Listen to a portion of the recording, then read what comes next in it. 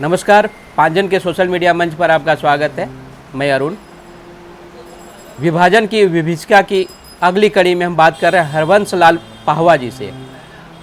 हरवंश लाल जी मूलतः मुल्तान के रहने वाले थे और 1947 में अपने परिवार के साथ जब ये 5 वर्ष के थे तब भारत आए थे।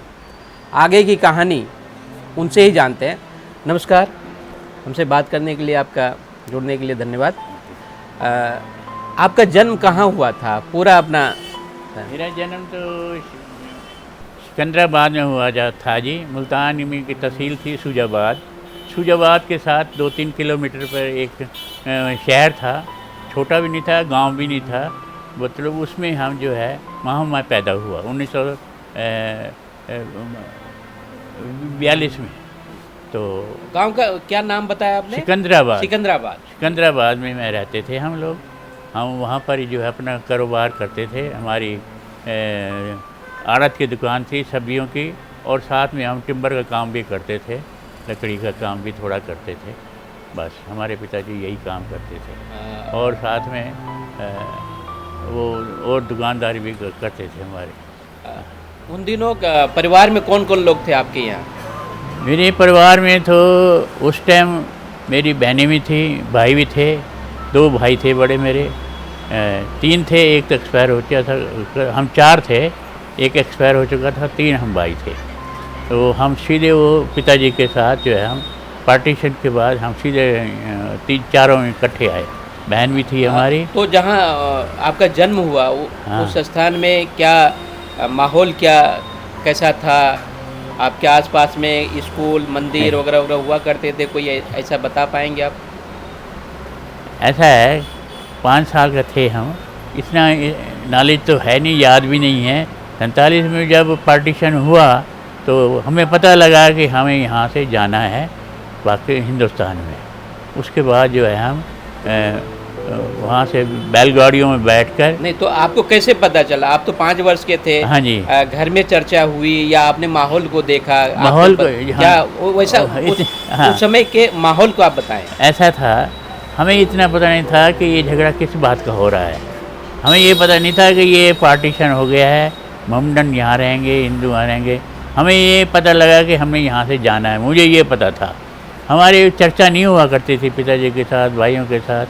वह जब ये पता लगा कि हमने यहाँ से जाना है, बैलगाड़ियों में बैठ के हम पैदल चले, और बैलगाड़ियों जो थी, ठेला थी, उसमें सामान रख के हम जो है सूजाबाद तक आए, स्टेशन तक। वहाँ कैंप लगा हुआ था, कैंप में रहे हम।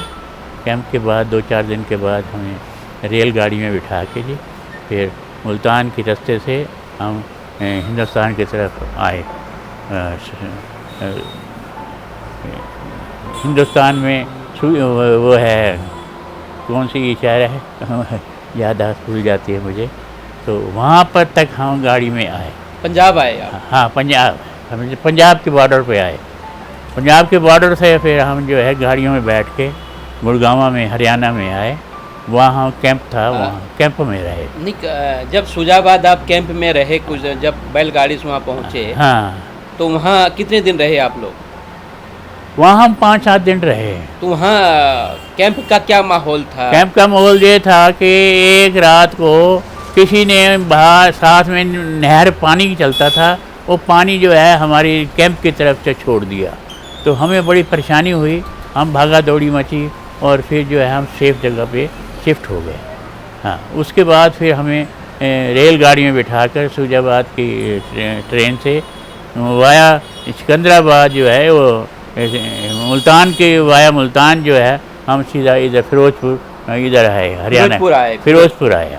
फिरोजपुर तो रास्ते में, हाँ, रास्ते में कई जगह ऐसा था कि लोगों के झुंड जो है रेल को रोक देते थे, और हम लोग जो है थोड़ा डरते थे।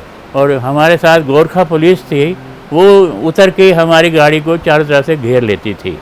उनको समझा के, भगा के, फोर्स से भी वो भागते थे, फिर जो है गाड़ी आगे चलती थी।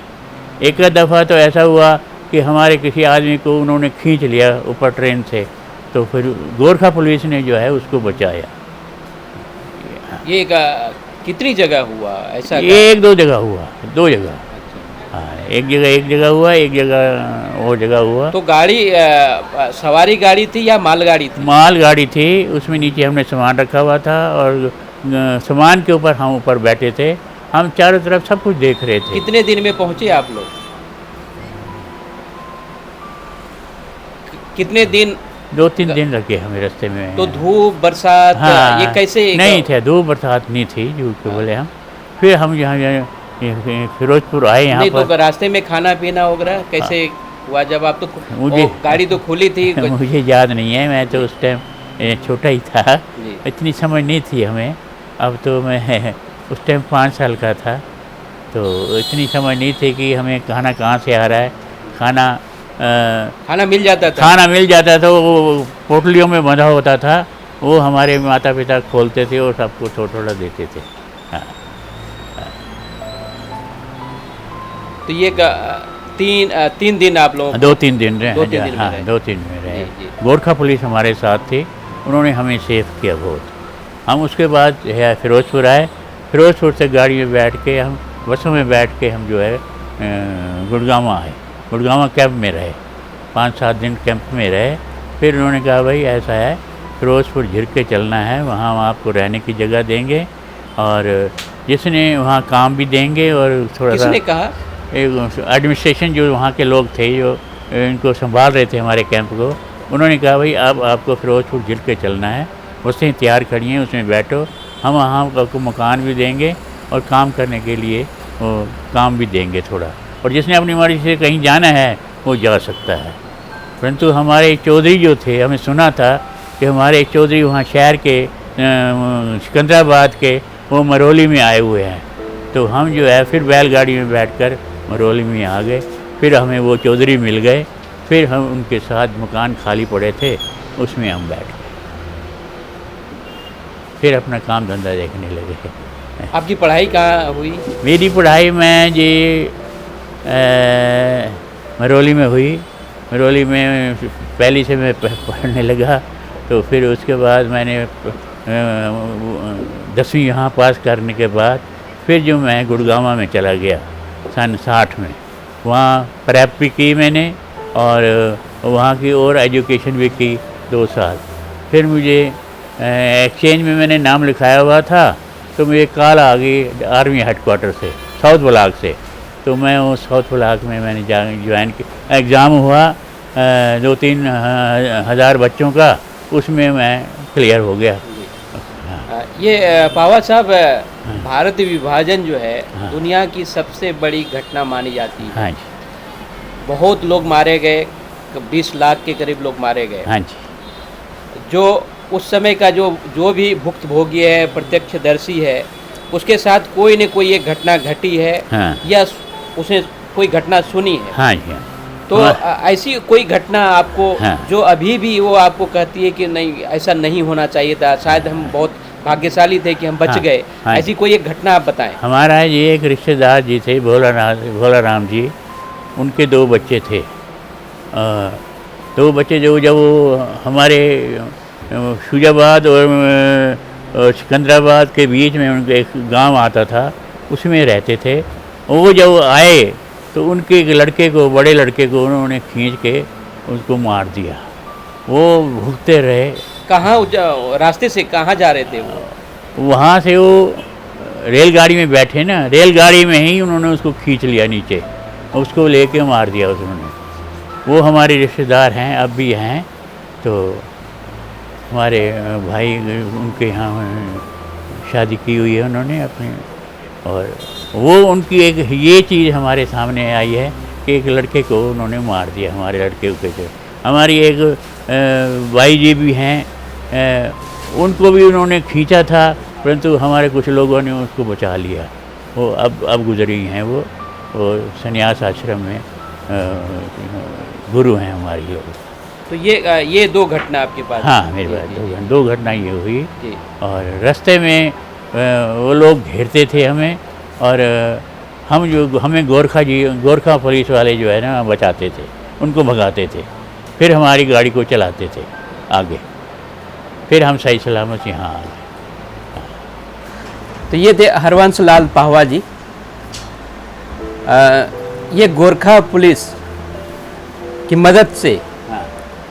भारत आए और इन्होंने बताया कि जब मुल्तान से होते हुए जब हमारी इनकी ट्रेन आ रही थी तो उसमें रास्ते में अनेक बार मुस्लिमों की भीड़ ने गाड़ी को घेर लिया, रोक लिया, लेकिन गोरखा पुलिस तैनात हो जाती थी, उतर जाती थी, फिर बहुत समझा बुझा करके या बल प्रयोग करके गाड़ी को आगे बढ़ाया और इस तरह ये भारत आए।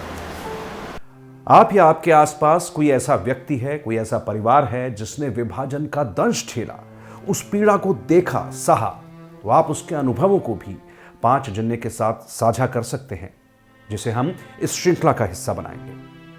आप हमें हमारे ईमेल आईडी vkv.5janya@gmail पर संपर्क कर सकते हैं, उसके बारे में जानकारी दे सकते हैं और अगर चाहें तो उनके वीडियो बनाकर इसी ईमेल आईडी पर भेज सकते हैं। ईमेल आईडी एक बार फिर देखिए, vkv.5janya@gmail.com।